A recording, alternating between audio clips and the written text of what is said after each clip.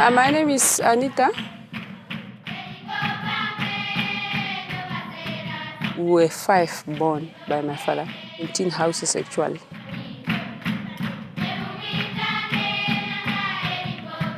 For me, mathematics was my favorite when I was at primary school and secondary school.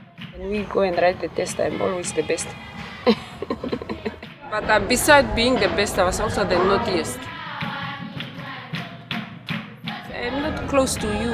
You will think this one is a sweet girl, but I'm not so sweet. Because sometimes I have to instigate the others so that they can be naughty at school. And all my teachers loved me.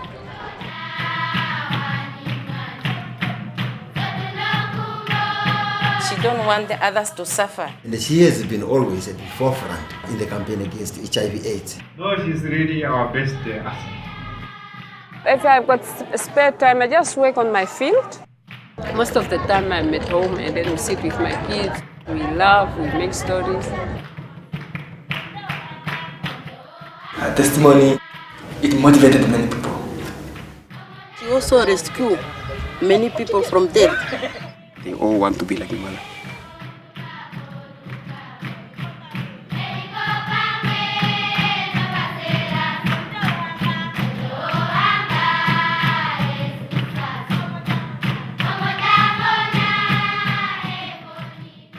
My name is Anita Isaacs. I'm the director for NENAOLA. NENAOLA stands for the Network of Namibian Women Living with HIV and AIDS. We want to save women living with HIV and those affected by HIV and AIDS. Our mission is to empower these women so that they can have self-esteem and also have income for themselves and also take care of themselves and take care of their family and take care of the nation. We have to continue with our story. But before we do that, I think I have to go back to another chapter, which I want a chapter on its own. These scenes were taken inside Southwest Africa, or Namibia as it's called. The men with the guns belong to SWAPO, the Southwest Africa People's Organization, Namibia's militant black left-wing party, which has been fighting a guerrilla war against South African troops for years.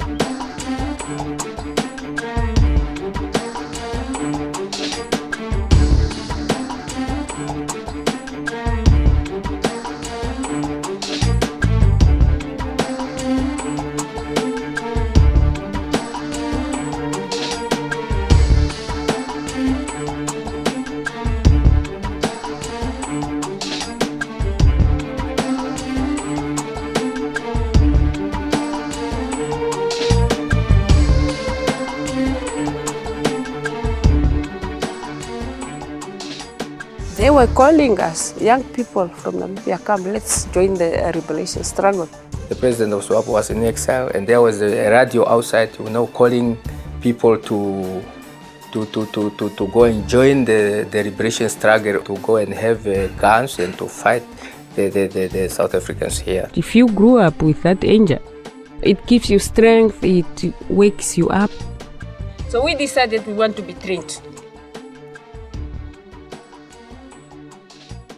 When you fell into ambush and then they start firing, if you hear the bullet screaming very loud past you, then it means that bullet is far from you, so you are not in danger area. But if you hear them just coming past your ear, it means you are in danger area, so you have to take cover. We believe that the day will come, one day Namibia will become independent. Only God knows when. To me and my friends were thinking, oh, this is our time, we have to go. Yeah, we had a lot of independence songs. 79 na Mari Kutuka, 79 na Turimana Namibia. The South African government imposed its racial policy of apartheid on its colony. Prevented a black majority government from taking power. South Africa calls the war a battle against communism. SWAPO is partly Marxist, and so South Africa views it as a threat.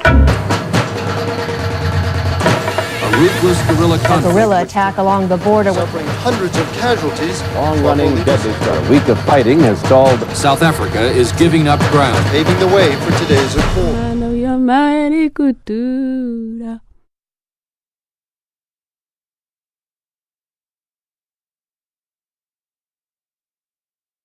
I came back in August 1989.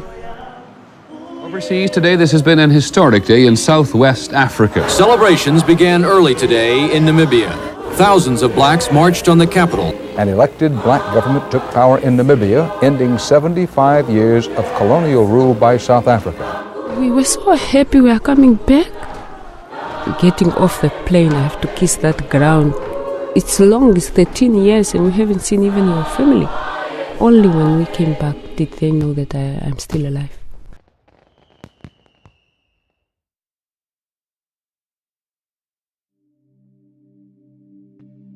So when Namibia became independent, HIV was already here.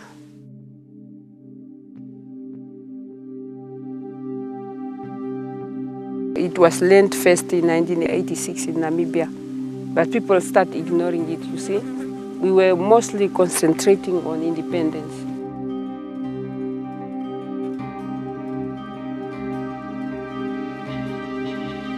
We were afraid, we didn't know about the disease.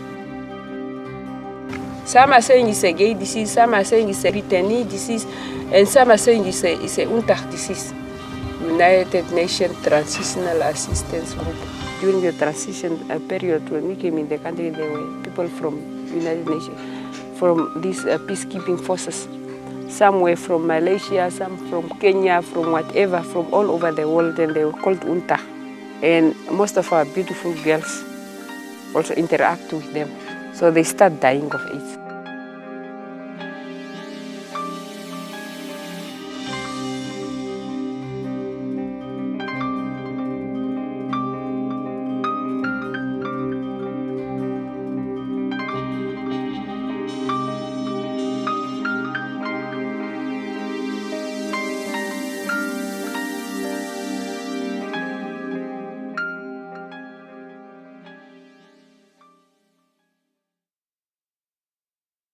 Even if I'm a returnee, I didn't believe that I will get AIDS. Because to me, AIDS was like, it's a disease for gays. It was for UNTAG. I have never been with UNTAG. So why should I catch AIDS? The stigma was very, very high. People who suspect that this person has got AIDS, they will whisper behind you. Although people were speaking it, it was not so open.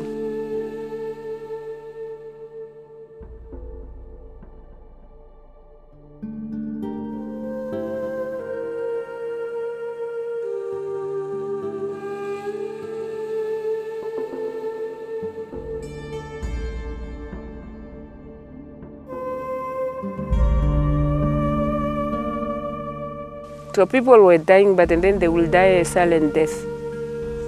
Some will die of TB, some of pneumonia. But if you mention AIDS, people will become angry that no, our son didn't die of AIDS. And it goes on and on until the time I became sick.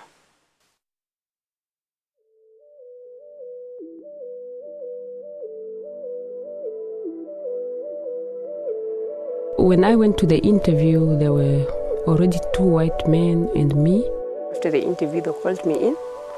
Then they told me that you did very well, but there is another interview you have to go through. So I went to the doctor, and then he drew the blood. So you will get your result after 2 weeks. So when I went to the doctor 2 weeks later, he told me straightforward that no, you are HIV positive. And by then, there was no counseling at all.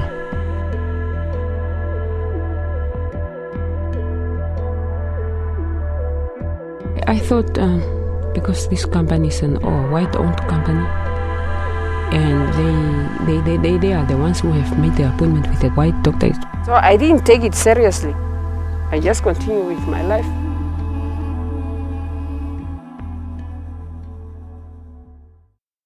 One night, I just felt cold. And I was shivering, and the kids were afraid what's going on with mom. That year, the rain was so heavy. So I got this flu, and I thought maybe it's malaria or something. So my children get me out to the hospital. I stayed there for 2 weeks, and then later I was discharged, only to come and stay at home maybe for 2 weeks. So I again got sick. So now the doctors became suspicious. We are not saying that you are HIV positive, but we are suspecting something like that because you have been in and out of the hospital, and most of the illness you come in with in the hospital, it's related to AIDS.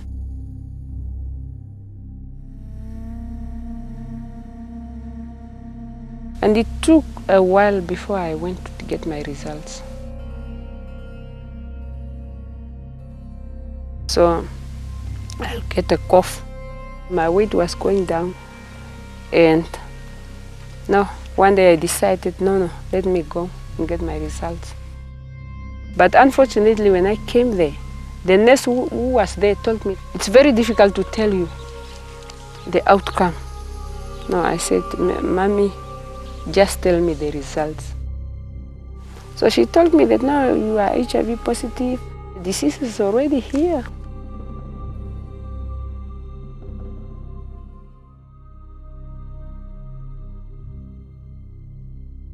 In the beginning, I was really I was regretting being with him, you see.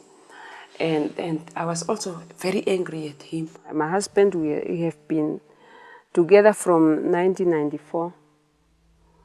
And we got married in 1999.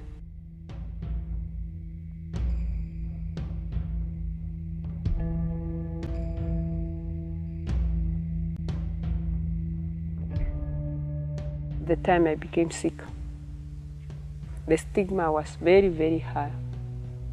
You don't speak openly that you are HIV positive. I didn't tell my family. I only tell one of my best friends.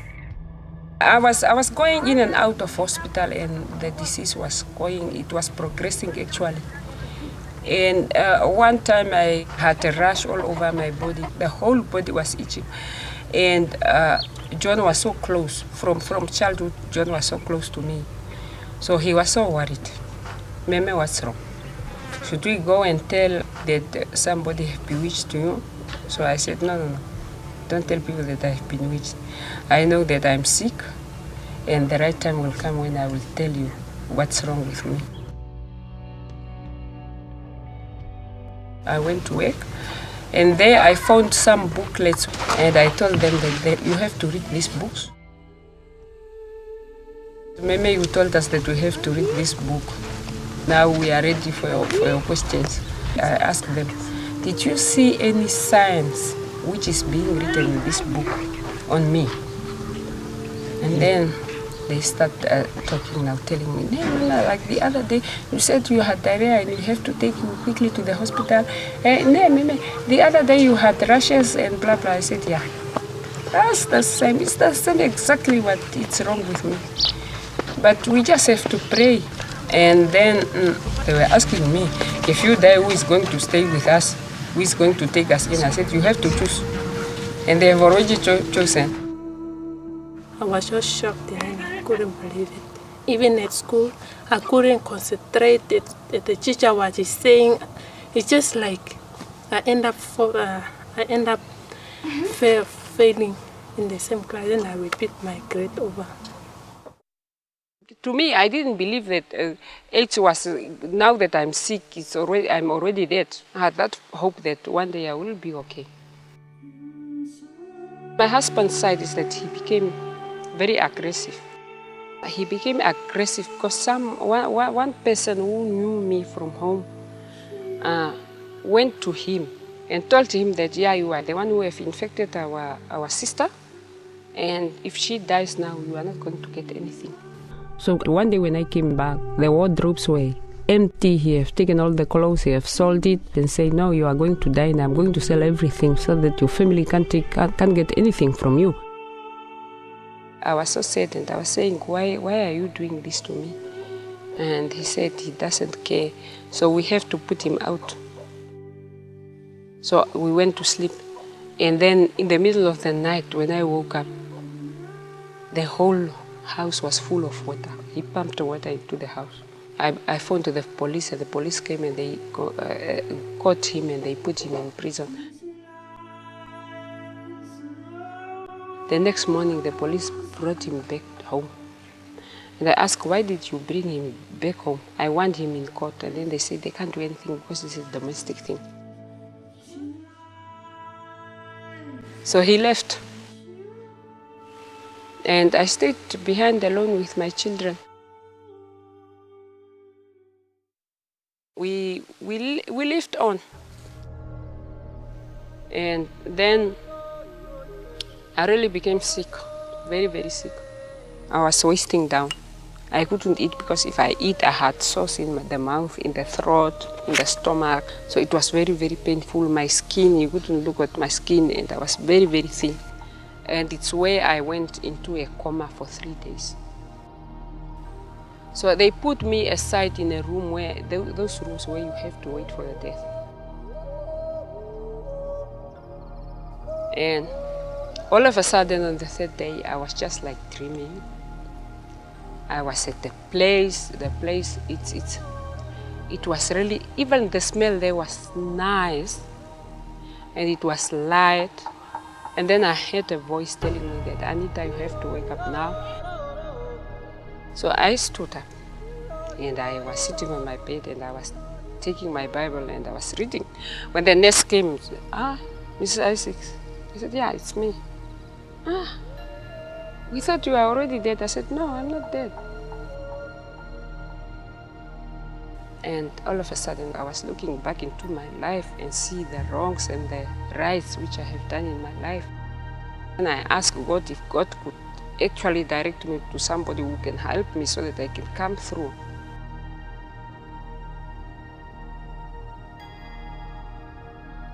She said, Anita, I will just give you vitamins, and I will make sure that you eat. If you don't want hospital food, I can cook for you. And she will cook for me. And then from there, I start becoming well, and then she started putting me on ARVs. And every day when I wake up, it seems to me my life is coming back. I think a prayer played a very major role. Not only the ARVs, but the ARVs came, and I think it's prayer which brought me there so that I can get those medications.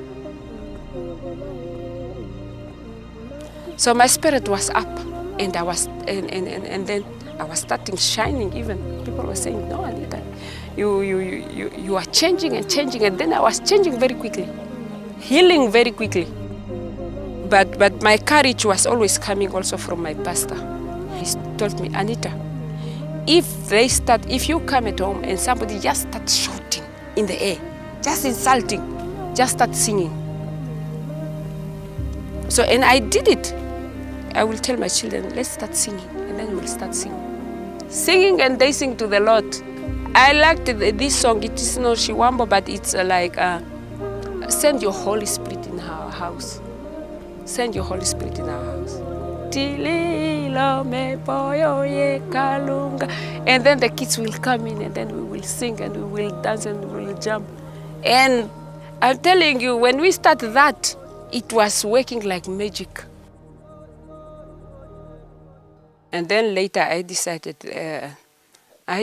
that I wanted to share my story on. She started to carry out negotiations, to stand up, to create awareness. So when I went to the regional AIDS coordinator by then, I told her my story, and then she said, Anita, the story you are telling is a similar story to the women who are coming here. Let me arrange a meeting, and then you sit with those women, and then you share your stories, and you can see. These are helpless people, and the treatment they are receiving is so bad.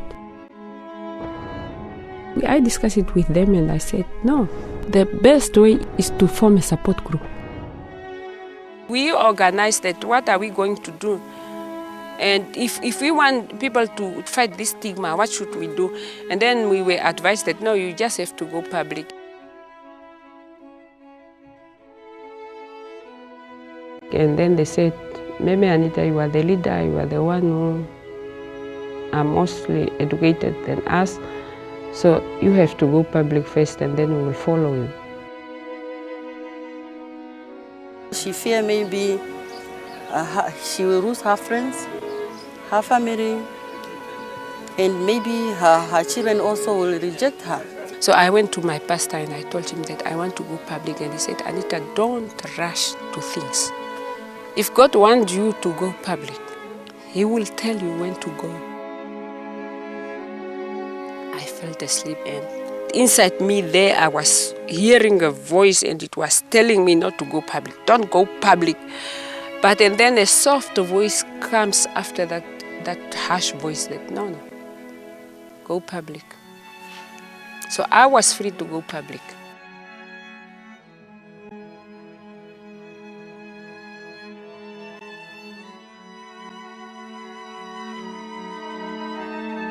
I slept in the morning, I prepared myself. I went to my mother and said, Mommy, if you hear me speaking over the radio today, don't be surprised. And the Saturday, the TV was there, the radio Shivambo, everybody was there, and then I went public.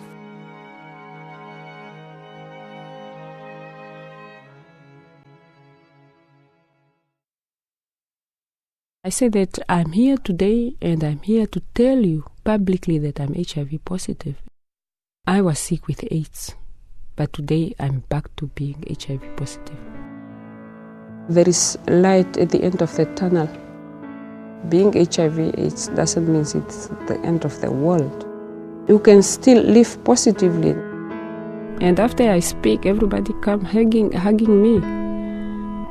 And the governor was also like, no, you did a very brave stand.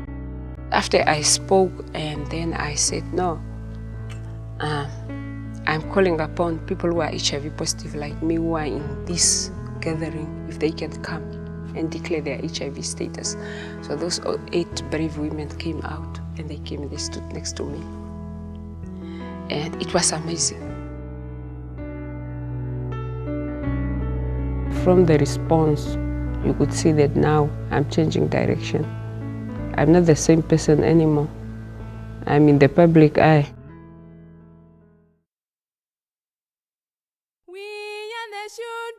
I decided that I have to look for a job where I have to do full-time HIV work. And so I got a post with YWCA as a regional coordinator on violence and HIV and AIDS.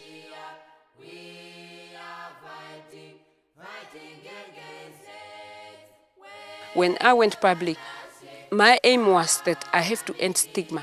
But in actual fact, when I went public and then people came, I could see that there was a lot to be done. So I started doing advocacy for other women also to take part in the fight against HIV and AIDS. And my women are behind me. We start advocating for the ARVs to be speed up. We started doing this literacy trainings. So we will give them that information on how to take care of themselves and how to take ARVs. She set up a support group here in Oshana, the first one in the Northern region. My group started growing.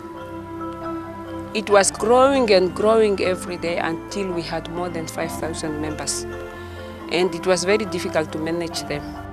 And then the people for that support group, because they were coming from far, they want to set up their own support group in their own community. There is a need for women or for people living with HIV and AIDS to work. They have to get the example from me. She's a very good example. It motivated many people to come up. She have registered more than 1,000 of people living with HIV/AIDS. She also rescued many people from death. My vision is for women to get empowered. Our women to stand up for themselves. I went through discrimination, I went through stigma, I went through violence, and I don't want to fall into the same trap anymore. She got this potential in her, which make her stand up for many women. Many women come out just because, they've seen an example from my mother. And they all want to be like my mother. No, she's really our best asset. And we play every time so that God give her strength so that she can at least be there as a role model to many people. If somebody have to ask me who my hero is, I would say my mother. She's the hero of my life. I define it like that, yeah. I have to do something. I don't want to do it alone.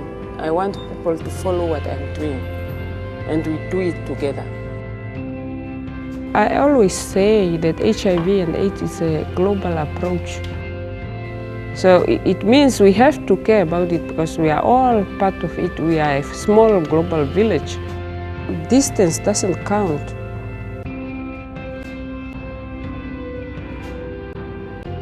I never regret that day because for standing up, I saved a lot of lives. Everywhere you go, you'll just see somebody coming running to you. The way you speak, you made me strong. And every time somebody says to you, you become stronger also. At the end of the day, I think I want people to know me as a person,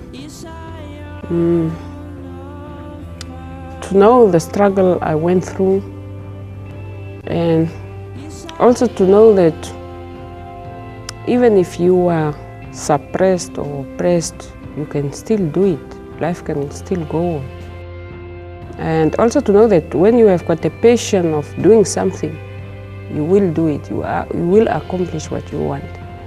And at the end of the day, you might change somebody else or save somebody else.